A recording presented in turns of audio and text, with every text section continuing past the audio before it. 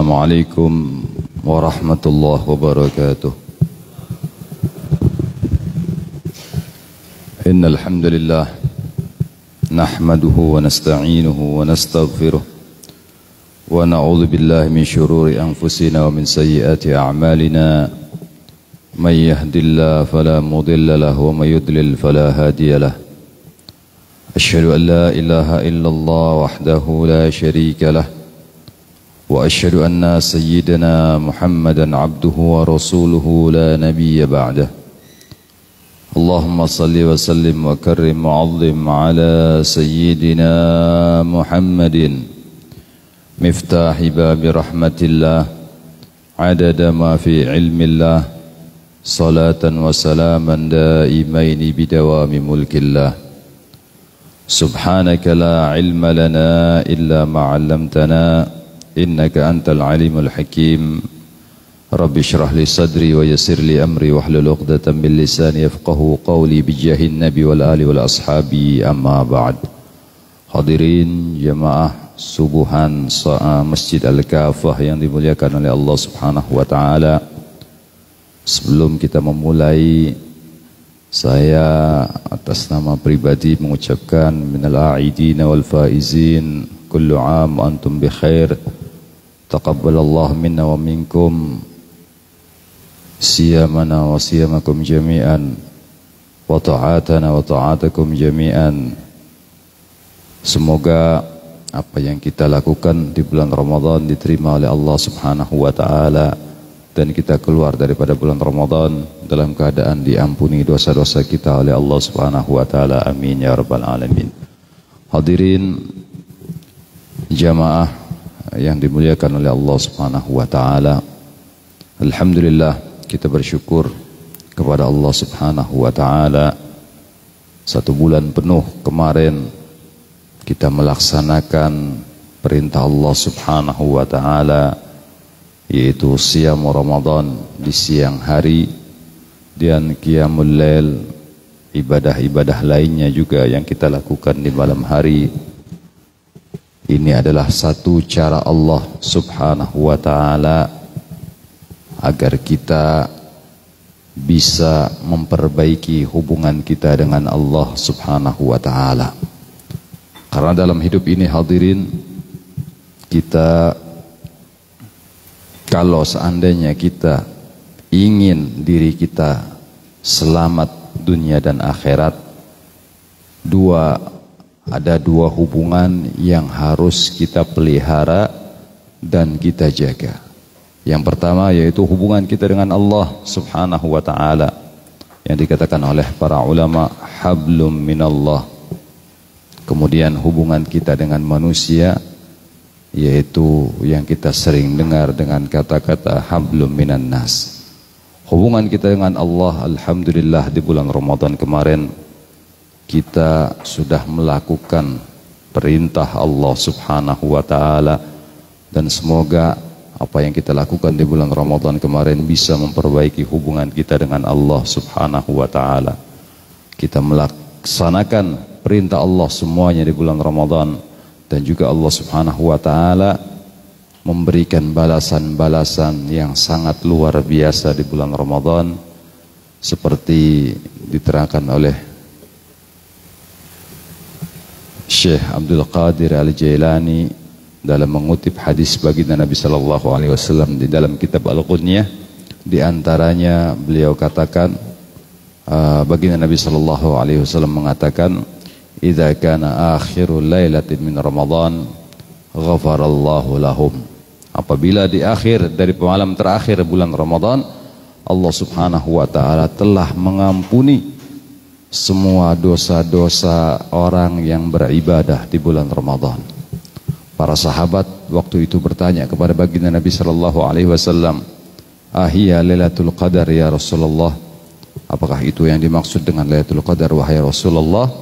Kata baginda Nabi sallallahu alaihi wasallam, "La, itu bukanlah Lailatul Qadar. Alam tarau annal ummal idza amilu wufu ujurahum." Apakah kalian tidak tahu wahai sahabat-sahabatku, apabila seorang bekerja kemudian dia selesai daripada pekerjaannya, dia akan mendapatkan upah mendapatkan bayaran dari apa yang dia kerjakan.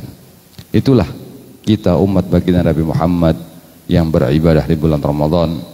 Apabila malam terakhir daripada bulan Ramadan, kita mendapatkan ampunan dari Allah Subhanahu wa taala. Ini bulan Ramadan adalah cara Allah Subhanahu wa taala agar kita bisa memperbaiki hubungan kita dengan Allah Subhanahu wa taala.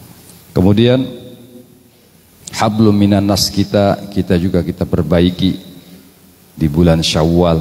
Setelah kita memperbaiki hubungan kita dengan Allah, maka kita memperbaiki hubungan kita dengan sesama kita, yaitu di bulan Syawal.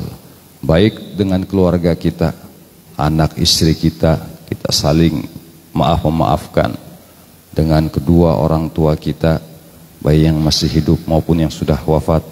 Dan mudah-mudahan ini termasuk cara kita berbakti kepada kedua orang tua kita.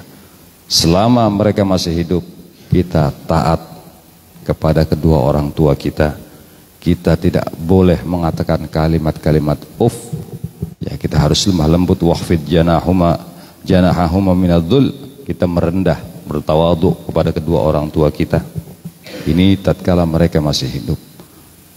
Habib, kalau mereka sudah wafat, seperti apa cara kita berbakti kepada orang tua kita?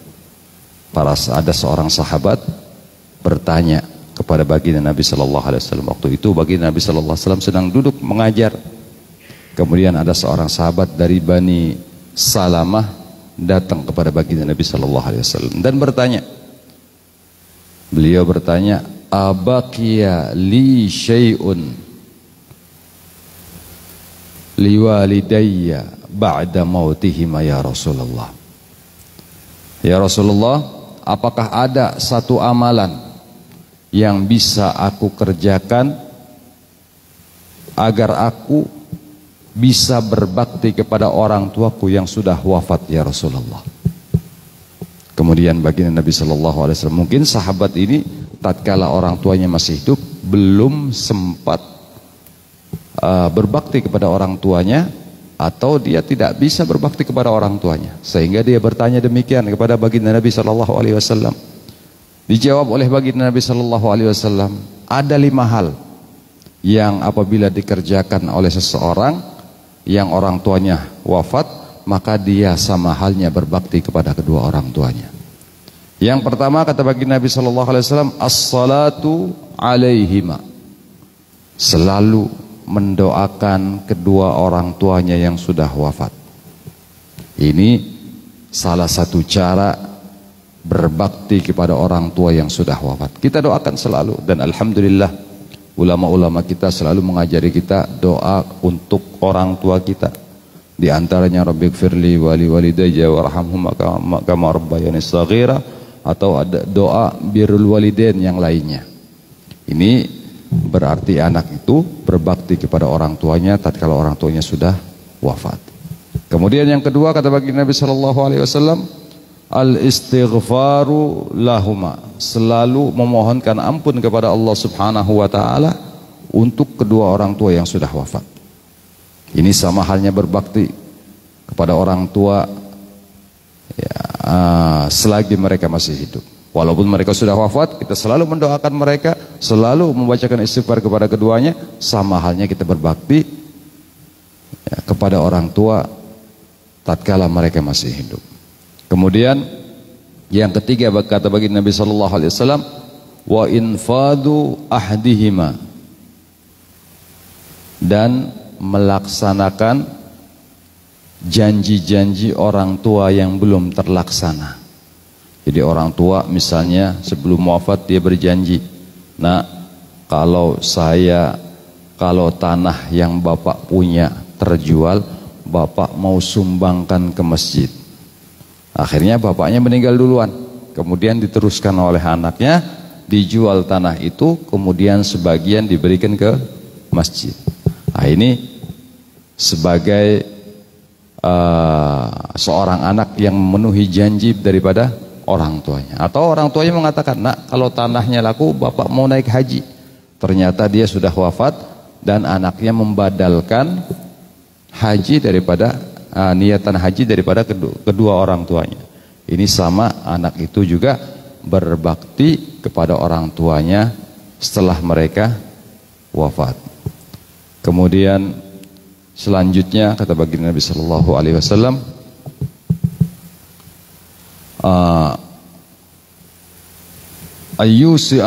silaturrahim allati la tusal illa bihim aw kama qala. Menyambungkan tali silaturrahim yang tersambung tatkala mereka masih hidup. Orang tua misalnya kalau sudah Idul Fitri dia datang ke rumahnya Kiai Fulan, kepada Ustadz Fulan, kepada tetangga-tetangganya, kepada keluarganya. Nah, setelah orang tuanya wafat, dilanjutkan oleh anaknya. Ini tanda seorang anak itu berbakti kepada orang tua tatkala mereka sudah wafat. Kemudian yang terakhir, yang kelima kata baginda Nabi sallallahu alaihi wasallam, wa ikramu sadiqihima, dan memuliakan sahabat daripada kedua orang tuanya yang sudah wafat tadi. Ini 5 hal yang apabila dikerjakan oleh seorang anak yang orang tuanya sudah wafat, sama halnya dia berbakti kepada orang tuanya selama mereka masih hidup. Dan di bulan Syawal ini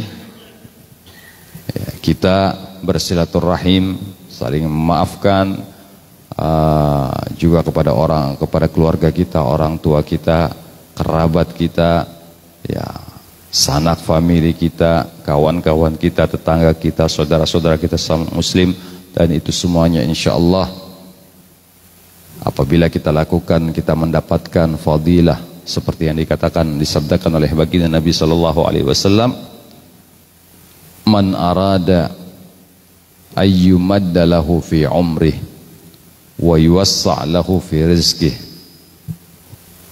wa yumna lahu maitatassu falyattaqillah wal yasil rahimah atau kama qala. Baginda Nabi sallallahu alaihi wasallam memberikan pelajaran kepada kita tentang fadilah daripada silaturahim.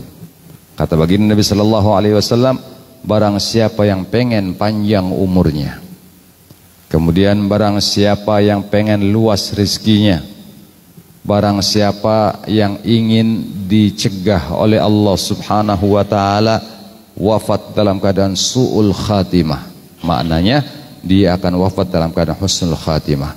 Kata baginda Nabi sallallahu alaihi wasallam, resepnya cuma 2. Yang pertama, falyattaqillah, hendaklah dia bertakwa kepada Allah subhanahu wa ta'ala. Kemudian yang kedua, wal yasil rahimah, hendaklah dia menyambung tali silaturahim di antara sesamanya.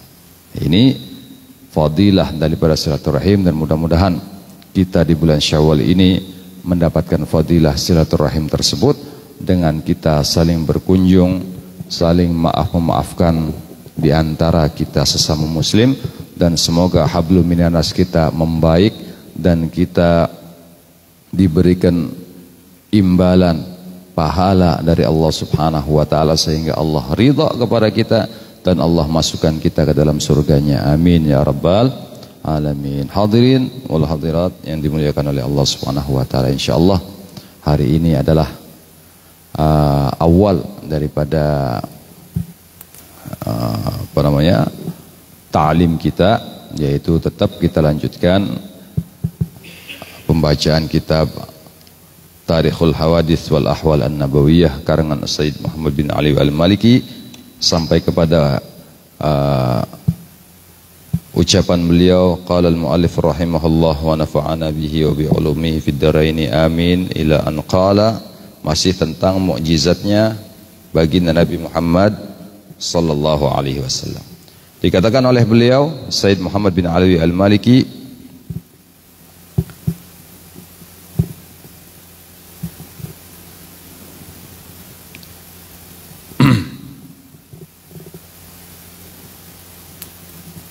wa da'watuhu li aliyin ayyudhiballahu anhul har wal bard.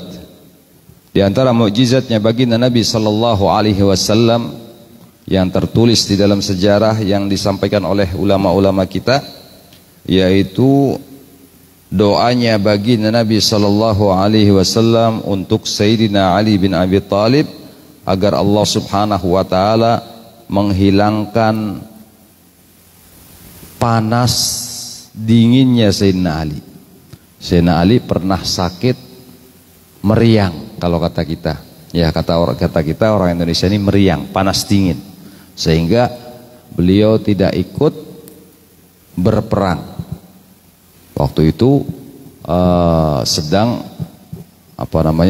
perang. Kemudian Sayyidina Ali istirahat di tendanya sampai dicari oleh baginda Nabi Shallallahu Alaihi Wasallam. Ternyata Sayyidina Ali sedang dalam keadaan sakit, panas ya, panas dingin, kemudian meriang. Kemudian didoakan oleh baginda Nabi Shallallahu Alaihi Wasallam dan Sayyidina Ali karamallahu wajhah sembuh seketika. Bahkan Sayyidina Ali karamallahu wajhah di perang Khaybar, beliau bersama baginda Nabi Shallallahu Alaihi Wasallam berangkat ke negeri Khaybar. Di negeri Khaybar ini baginda Nabi Shallallahu Alaihi Wasallam memerangi orang Yahudi yang membelot, yang mengkhianati perjanjian mereka dengan baginda Nabi Shallallahu Alaihi Wasallam. Orang Yahudi tadinya tunduk dengan perjanjiannya antara mereka dengan baginda Nabi SAW, tahu-tahu dilanggar oleh beberapa orang pembesar mereka. Akhirnya baginda Nabi SAW dengan para sahabat pergi ke tanah Khaybar dan mengepung mereka. Beberapa hari mengepung, baginda Nabi SAW mengatakan kepada para sahabat, jangan kalian tebang pohon-pohon korma mereka. Jangan kalian bunuh orang tua, wanita, dan anak-anak mereka. Cukup, kata baginda Nabi SAW, yang kita cari mereka yang memberontak dan melanggar daripada perjanjian antara kita dengan mereka, kata baginda Nabi SAW.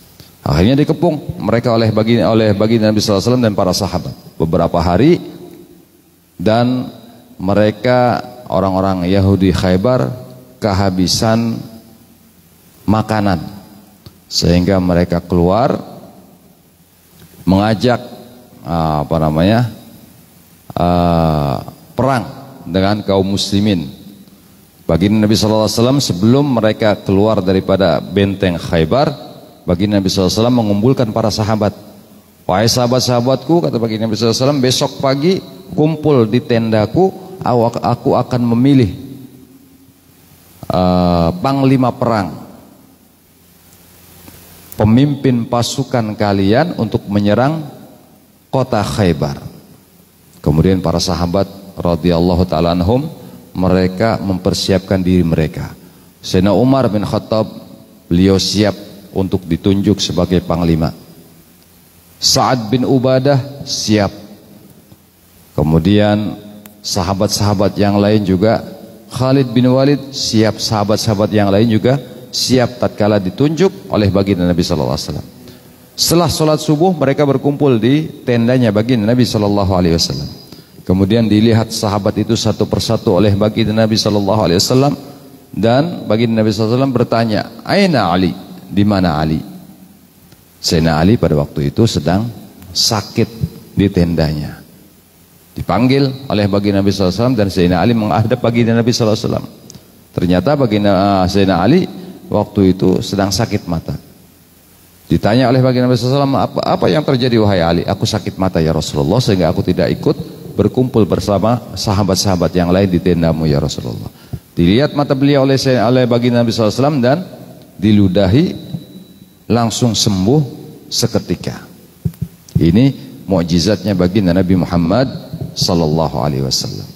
Dan juga baginda Nabi sallallahu alaihi wasallam pernah meludahi kaki daripada Sayyidina Abu Bakar yang digigit oleh ular.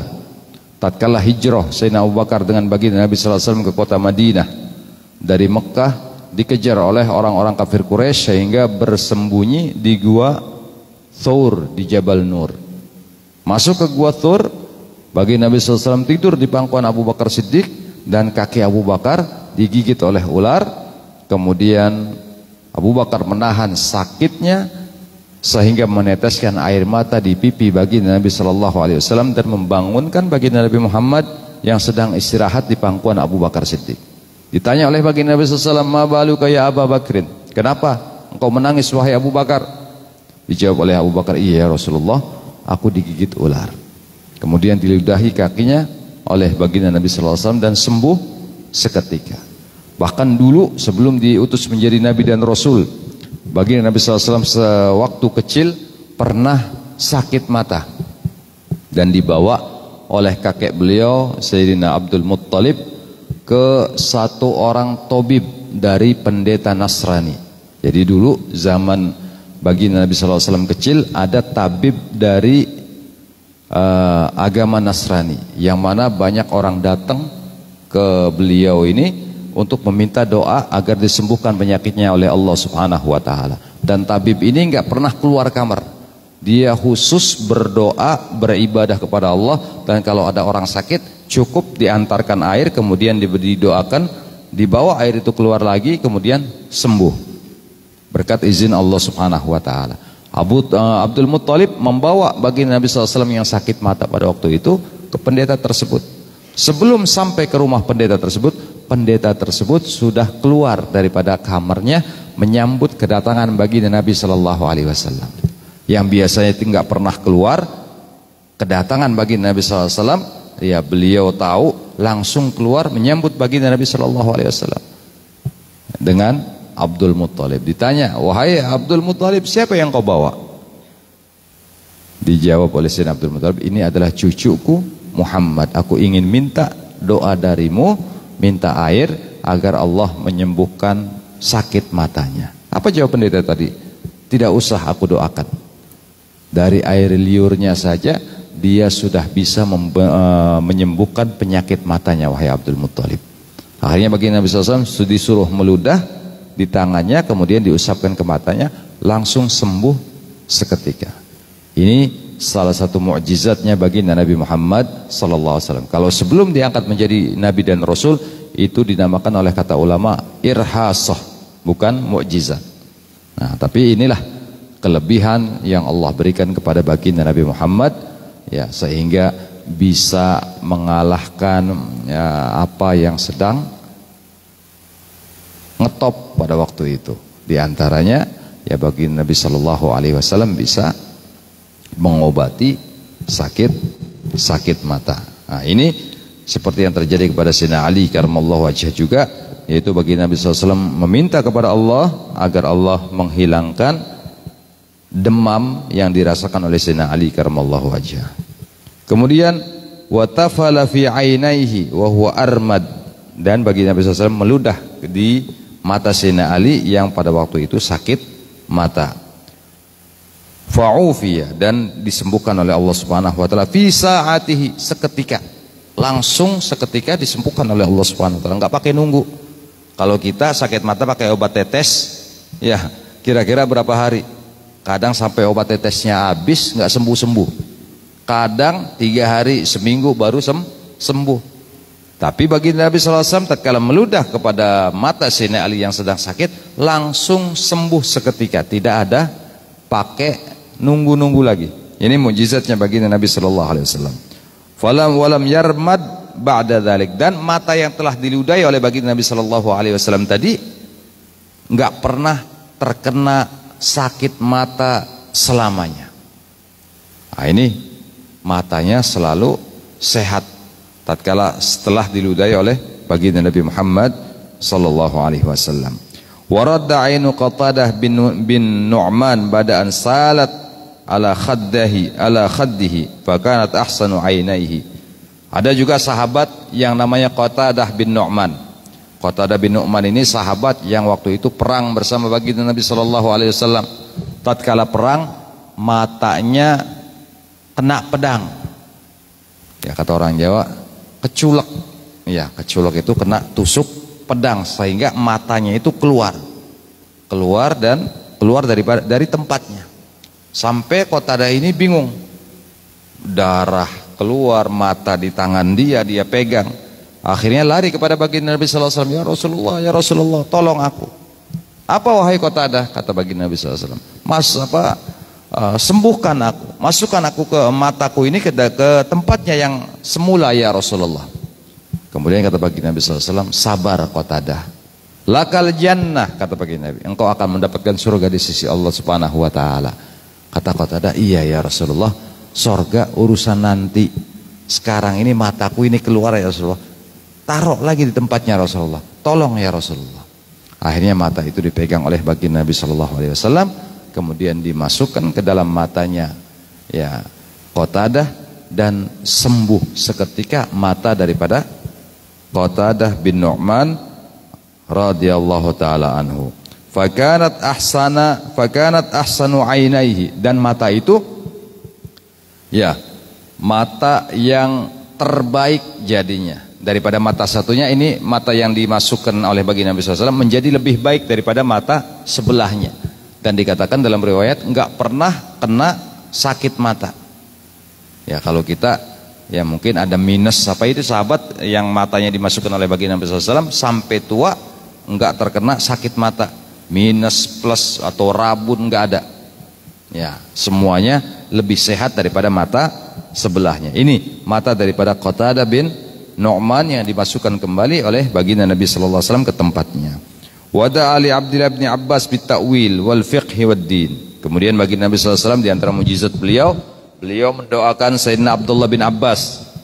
Doanya beliau, Allahumma alimhu ta'wil wa faqihhu fid din. Ya Allah, ajari Abdullah bin Abbas ini ta'wil atau tafsir Al-Quran, dan wafaqihu fid din, dan pahamkan dia dalam ilmu agama, dalam agama ini ya Allah. Akhirnya Sayyidina Abdullah bin Abbas menjadi seorang ahli tafsir. Makanya ada tafsir Abdullah bin Abbas radhiyallahu taala anhu. Ini tafsir Abdullah bin Abbas termasuk tafsir yang sangat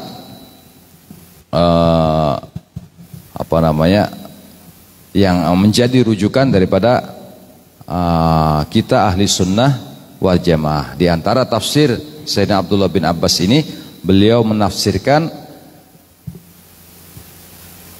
ud'uni astajib lakum.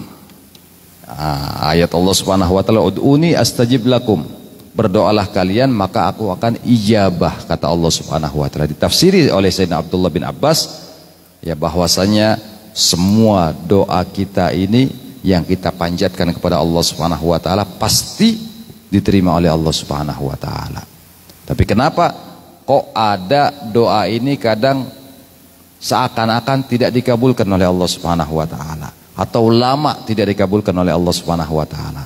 Kata Sayyidina Abdullah bin Abbas dalam tafsirnya, semua doa dikabulkan oleh Allah Subhanahu wa taala, tapi Allah Subhanahu wa taala lebih mengerti, lebih tahu, lebih paham dengan kemaslahatan kita. Bukan berarti doa kita itu tidak diijabah, tetap doa kita itu diijabah kata beliau. Tapi doa kita itu kadang Allah Maha tahu ya dengan keadaan kita. Makanya Allah kadang mengganti doa kita atau mengundurkan ijabahnya. Ya, karena untuk maslahat kita. Kadang ada orang miskin berdoa kepada Allah Subhanahu wa taala, ya Allah jadikan aku orang kaya. Ya, sudah puluhan tahun enggak berubah hidupnya, tetap melarat, tetap menjadi orang miskin, enggak pernah jadi orang kaya. Kenapa? Allah Maha tahu. Kalau seandainya dia diberikan kekayaan oleh Allah Subhanahu wa taala, mungkin ya, ini ilmunya Allah Subhanahu wa taala, mungkin orang itu akan kufur nikmat atau berbalik maksiat kepada Allah Subhanahu wa taala. Makanya tidak diberikan kekayaan oleh Allah Subhanahu wa taala. Kata beliau Sayyidina Abdullah bin Abbas, mungkin doanya itu Allah berikan kepada anak cucunya. Mungkin dia tidak menjadi orang kaya, tapi anaknya yang akan menjadi orang kaya, atau cucunya yang menjadi orang kaya, atau Allah robah permintaannya yaitu kekayaan dirobah oleh Allah Subhanahu wa taala, diganti dengan pahala agar dia terhindar daripada azab kubur, atau bisa menambahkan timbangan pahala nanti di akhirat. Bahkan beberapa orang soleh hadirin yang dimuliakan oleh Allah Subhanahu wa taala, mereka itu lebih memilih doanya di dunia tidak dikabulkan oleh Allah Subhanahu wa taala sebagai simpanan pahala mereka nanti tatkala mereka menghadap Allah Subhanahu wa taala. Ini yang banyak diinginkan oleh orang-orang yang dekat kepada Allah, orang-orang yang soleh. Jadi tetap doa kita itu ya diijabah oleh Allah Subhanahu wa taala. Karena Allah Subhanahu wa taala innallaha la yukhliful mi'ad, karena Allah Subhanahu wa taala tidak akan mengingkari janjinya. Kalau Allah mengatakan berdoalah kalian kepada aku, maka aku akan ijabah, pasti diijabah oleh Allah Subhanahu wa taala. Tapi ya Allah lebih tahu tentang maslahat kita. Ini salah satu tafsir daripada Sayyidina Abdullah bin Abbas radhiyallahu taala anhu. Beliau mendapatkan doa daripada baginda Nabi sallallahu alaihi wasallam untuk diberikan kepahaman dalam tafsir Al-Qur'an dan juga di dalam syariat Islam. Kemudian di antara mukjizat baginda Nabi sallallahu alaihi wasallam, wada'a li jamali Jabir fasara sabiqan ba'da an kana masbuqan. Baginda Nabi sallallahu alaihi wasallam telah pernah mendoakan untanya Jabir bin Abdullah, yang mana untanya itu enggak semangat, lemes, sering kalau perlombaan, ya kalau jalan ini selalu terbelakang. Setelah didoakan oleh baginda Nabi sallallahu alaihi wasallam, ontanya ya menjadi onta yang paling cepat, yang lain kalah semuanya. Seperti halnya yang terjadi kepada Allahumma shalli ala sayyidina Muhammad, keledainya Halimatus Sa'diyah. Tatkala Halimatus Sa'diyah pergi ke kota Mekah bersama rombongannya, ontanya ini keledainya ini kurus kering, sehingga dinaikin oleh Halimatus Sa'diyah dan suaminya. Karena saking kurus keringnya nggak ada tenaga, sampai ke Mekah belakangan. Yang lain sudah dapat anak asuh, Halimatus Sa'diyah tidak mendapatkan anak asuh. Karena memang Bani Sa'ad pada waktu itu ya mereka setiap tahun pergi ke kota Mekah untuk mengambil anak-anak asuh untuk mereka, ya agar mereka mendapatkan upah daripada orang tuanya. Di antaranya Halimatus Sa'diyah berangkat bersama suaminya untuk mencari anak asuh. Ternyata sampai kota Mekah, karena dia tertinggal keledainya ini kurus, sehingga tertinggal, dia ketinggalan, nggak dapat anak asuh. Sehingga cari sana cari sini nggak dapat, sampai ada yang bilang ada di kota Mekah ini bayi baru lahir, ya cuman anaknya bukan anak orang kaya. Siapa? Cucunya Abdul Muttalib, namanya Muhammad. Musyawarah dengan suaminya, kata suaminya, ya sudahlah, daripada kita jauh-jauh dari kampung Bani Sa'ad ke Mekah nggak dapat apa-apa, walaupun anak orang biasa bukan orang kaya, kita ambil saja wahai Halimah. Akhirnya datang ke Abdul Muttalib, kemudian meminta bagi Nabi SAW untuk diasuh. Dibawa, ya diberikan oleh Sayyidina Abdul Muttalib, dibawa bagi Nabi SAW oleh Halimatus Sa'diyah. Tatkala dinaikkan di atas keledainya Halimatus Sa'diyah, yang tadinya keledainya itu lelet, lemot, ya lemes, nggak semangat, subhanallah, tatkala dinaiki oleh baginda Nabi sallallahu alaihi wasallam di gendongan Halimatus Sa'diyah, keledainya ini menjadi semangat dan menyusul atau membalap keledai-keledai kawan-kawannya Halimatus Sa'diyah sampai ke kampungnya lebih dulu. Sampai keledainya yang berangkatnya belakangan, tapi pulangnya lebih dulu sampai, karena membawa baginda Nabi Muhammad sallallahu alaihi wasallam. Nah, ini diantara mukjizatnya baginda Nabi sallallahu alaihi wasallam yang Allah berikan kepada beliau. Jadi ontanya Jabir bin Abdullah juga menjadi onta yang selalu menang dalam perlombaan, ya, yang mana dulunya sering kalah di dalam perlombaan. Kemudian wada ali Anas bitulil umur wa kathratil mal wal walad. Kemudian bagi Nabi SAW di antara mukjizat beliau pernah mendoakan sahabat Anas bin Malik. Sahabat Anas bin Malik pernah datang kepada baginda Nabi SAW dan meminta doa. Didoakan oleh baginda Nabi SAW dengan doa agar Anas bin Malik dipanjangkan umurnya oleh Allah Subhanahu wa taala dan dijadikan orang kaya dan dijadikan orang yang punya banyak anak. Ternyata doanya baginda Nabi SAW ya dikabulkan oleh Allah Subhanahu wa taala. Ini termasuk mukjizatnya baginda Nabi sallallahu alaihi wasallam. Sampai Anas bin Malik itu adalah termasuk salah seorang sahabat yang wafatnya paling akhir. Sahabat Anas bin bin Malik. Umurnya panjang, bahkan lebih daripada 100 tahun umur daripada sahabat Anas bin Malik. Dan dia menjadi orang yang kaya, hartanya berlimpah. Kemudian anak keturunannya juga banyak, anak-anaknya banyak, cucu-cucunya banyak. Nah, ini Sayyidina Anas bin Malik karena mendapatkan doa daripada baginda Nabi sallallahu alaihi wasallam. Ini termasuk mukjizatnya baginda Nabi Muhammad sallallahu alaihi wasallam. Kemudian di antara mukjizat baginda Nabi sallallahu alaihi wasallam, wa fi tamri Jabir fa'ufa ghurama'uhu wa fuddila 13 wiskan. Baginda Nabi sallallahu alaihi wasallam pernah mendoakan kebun kormanya Jabir bin Abdullah.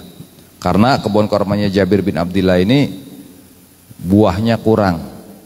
Ya, mungkin pupuknya kurang, banyak hama dan lain sebagainya. Akhirnya baginda Nabi sallallahu alaihi wasallam datang ke kebun beliau mendoakan kebun daripada Jabir bin Abdullah ini kemudian berlimpah. Ya, hasil daripada kebun kormanya Jabir bin Abdullah ini berlimpah sehingga dia bisa mendapatkan hasil lebih daripada 3 ausuk. Ya, 3 ausuk ini ukuran kiloannya orang Arab. Ya, 3 ausuk. Kemudian wastasqa alaihi salatu wassalam fa umtiru usbu'an thumma istasha lahum fanjabatis sahab. Baginda Nabi sallallahu alaihi wasallam juga pernah didatangi oleh para sahabat, ya Rasulullah, kami datang ya Rasulullah, ini sudah beberapa bulan enggak turun hujan ya Rasulullah. Kebun kami kekeringan ya Rasulullah. Binatang kami kurus, nggak bisa minum ya Rasulullah. Kami pun ya air kami untuk minum dan wudhu sebagainya kurang ya Rasulullah untuk kebutuhan rumah kami ya Allah. Kami minta kepada Engkau ya Rasulullah untuk memintakan hujan dari Allah Subhanahu wa taala. Kemudian baginda Nabi sallallahu alaihi wasallam mengangkat tangan beliau minta hujan dari Allah Subhanahu wa taala, dan di Madinah hujan selama 1 minggu. Seperti kita bulan kemarin. Ya, awal Ramadan pertengahan Ramadan tanggal 18 sudah alhamdulillah seminggu hujan. Nah, ini kita nggak minta diturunkan hujan rahmat dari Allah Subhanahu wa taala. Nggak berhenti 1 minggu. Ya, ini sahabat Nabi sallallahu alaihi wasallam minta kepada baginda Nabi Muhammad, ya Rasulullah, mintakan kepada Allah agar Allah turunkan hujan kepada kami. Kemudian baginda Nabi sallallahu alaihi wasallam mengangkat tangan beliau minta kepada Allah Subhanahu wa taala turun hujan 1 minggu. Sehingga para sahabat ini nggak bisa ngapa-ngapain seminggu. Sampai datang lagi kepada baginda Nabi, ya Rasulullah, cukup ya Rasulullah. Ya, ini sudah melimpah air untuk kami ya Rasulullah. Tolong ya Rasulullah mintakan kepada Allah agar dihentikan hujan tersebut. Akhirnya baginda Nabi SAW mengangkat tangan beliau kembali dan minta kepada Allah agar dihentikan hujan tersebut. Ya, kemudian Allah Subhanahu wa taala menyingkap daripada awan-awan mendung yang menyelimuti kota Madinah. Ini mukjizatnya baginda Nabi Muhammad sallallahu alaihi wasallam. Kemudian di antara mukjizat beliau, wada'a ala Utaibah bin Abi Lahab fa akalahu al-asad bizzarqa minasyam. Baginda Nabi sallallahu alaihi wasallam pernah mendoakan agar Utaibah bin Abi Lahab celaka, dimakan macan, dimakan singa. Dan terjadi tatkala di negeri Syam di tempat namanya Zarqa, ya Utaibah bin Abi Lahab ini dimakan oleh singa padang pasir, ya sangat ganas. Jadi Utaibah bin Abi Lahab ini adalah anak daripada Abu Lahab. Ya, Abu Lahab ini punya beberapa anak yang masuk Islam, di antaranya Ikrimah. Hanya Ikrimah yang masuk Islam. Ikrimah bin Abi Lahab. Ikrimah ini adalah seorang laki-laki. Jangan dianggap namanya Ikrimah perempuan. Karena memang kita di Indonesia ini mindsetnya salah image. Ya, kadang kalau yang ada tak marbutohnya di belakang itu dianggap perempuan. Ya, Ikrimah. Padahal namanya orang laki-laki. Tolha itu namanya orang laki-laki kalau di negeri Arab. Kemudian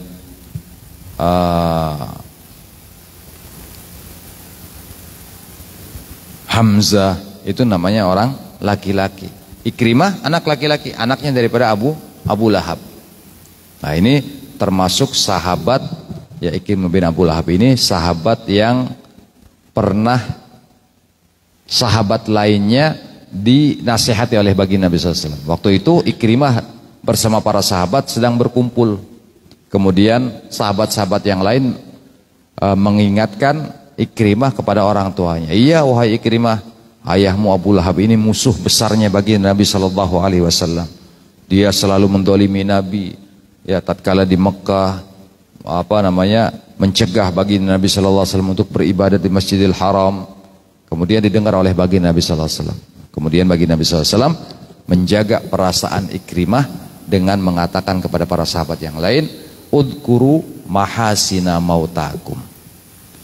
Sebutlah kebaikan-kebaikan orang yang sudah wafat daripada kalian. Walaupun yang diceritakan itu musuhnya bagi Nabi SAW, tapi kata bagi Nabi SAW, sebutkan kebaikan-kebaikan yang orang-orang yang sudah wafat di antara kalian. Jangan kalian sebutkan kejelekannya. Ini untuk menjaga perasaan daripada Ikrimah bin Abu Jahal. Nah, ini Ikrimah bin Abu Jahal salah satu adiknya Utaibah. Ya, Utaibah bin Abu Lahab, Utaibah bin Abu Jahal. Ya Abu Jahal. Ini Utaibah bin Abi Lahab. Ini astagfirullah ya, Utaibah bin Abi Lahab. Ini anaknya Abu Lahab. Ya. Ini keliru ya. Itu tadi ya, Ikrimah bin Abu Jahal. Dan Ikrimah ini langsung ya, kita lanjutkan dulu Ikrimah. Salah satu sahabat Nabi SAW.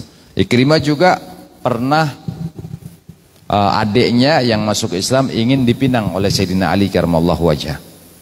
Ya, adiknya perempuan ingin dipinang sehingga terdengar oleh baginda Nabi SAW. Sehingga baginda Nabi SAW memanggil Sayyidina Ali. Waktu itu Siti Fatimah masih hidup. Ya, Sayyidina Ali pengen meminang adiknya Ikrimah. Dipanggil Sayyidina Ali oleh baginda Nabi SAW. Kata baginda Nabi SAW, atuhibbu an tajma'a baina ibnatu Rasulillah ma'a ibnati aduwi Rasulillah. Apakah engkau ingin wahai Ali mengumpulkan anak perempuan Rasulullah dengan anak perempuan musuhnya Rasulullah? Akhirnya Sayyidina Ali karramallahu wajhah enggak jadi nikah dengan adiknya Ikrimah bin Abi Lahab, bin Abi Jahal. Enggak jadi menikah karena diperingati oleh baginda Nabi sallallahu alaihi wasallam. Nah, ini tadi Utaibah bin Abi Lahab. Ya, saya keliru. Utaibah bin Abi Lahab ini anaknya Abu Lahab.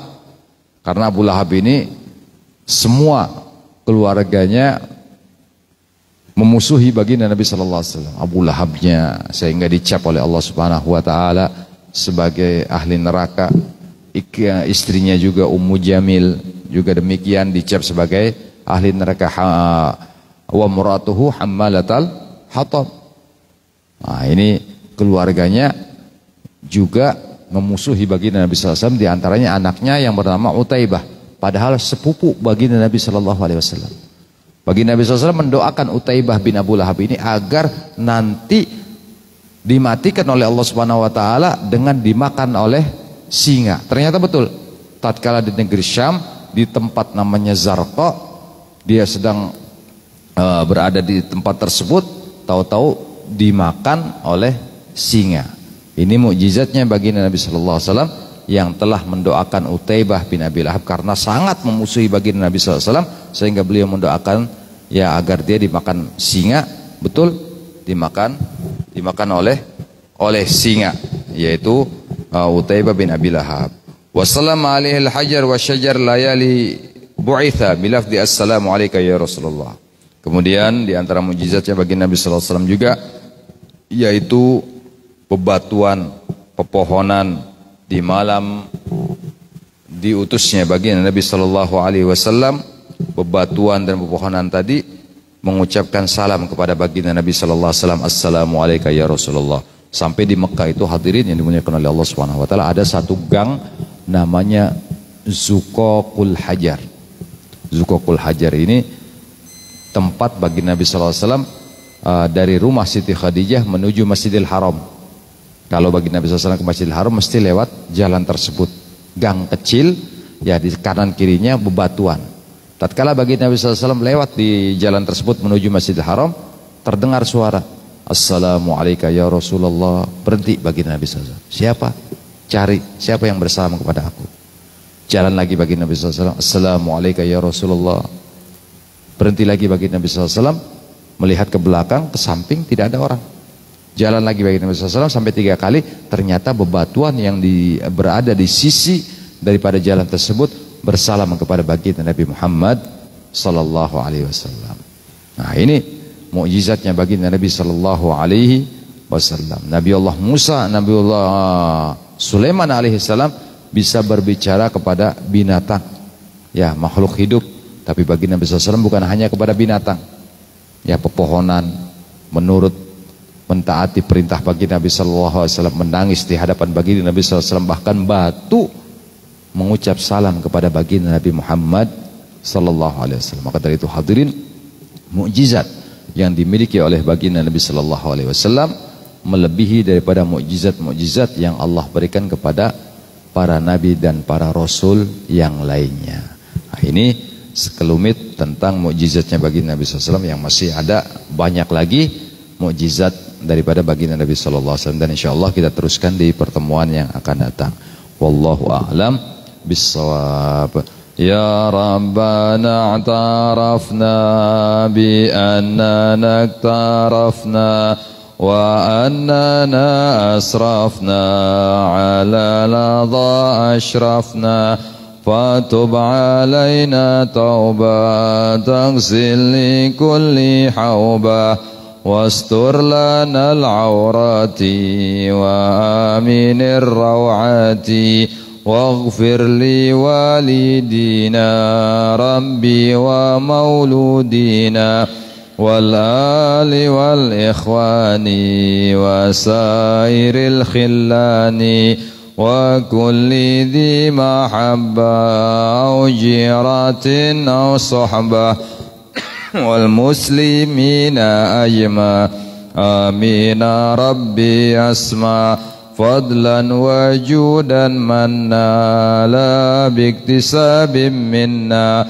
bil mustafa rasuli nahla bi kulli suli salla wa sallam rabbi alaihi addal habbi wa alihi wa sahbi idadat tashis sahbi walhamdulil ilahi fil bad'i wat tanahi Rabbana anfa'na bima 'allamtana rabbi 'allimna alladhi yanfa'una rabbi faqina faqih lana qarbatana fi dinina wa kutubina wa dzakar Rabbi wafiqna fi kulli ma tartadi kana fi al-karama warzuqil kull halan daima wa khilatika ala man hadha bil khair wa nakfa kull shar Rabbana aslih lana kull shu'una ghirra bi ridha minka al-uyun wa qtina rabbana kull duyun qabla an ta'tiyana usman rabbi fir wa anta akram man satar wa salatu laka al-mustafa min al-haqi da'ana wal wafa bi kitabin fil nashi shifa wa la alayka ram sharafa wa la sabil masabil ghirar Allah mahdina bi hudak waj'alna mimman yasru fi ridak wa la tuwalina waliyan siwak wa la taj'alna min khalafa amraka wa 'asaka wa hasbunallahu wa ni'mal wakeel la haula wala quwwata illa billahil aliyil azim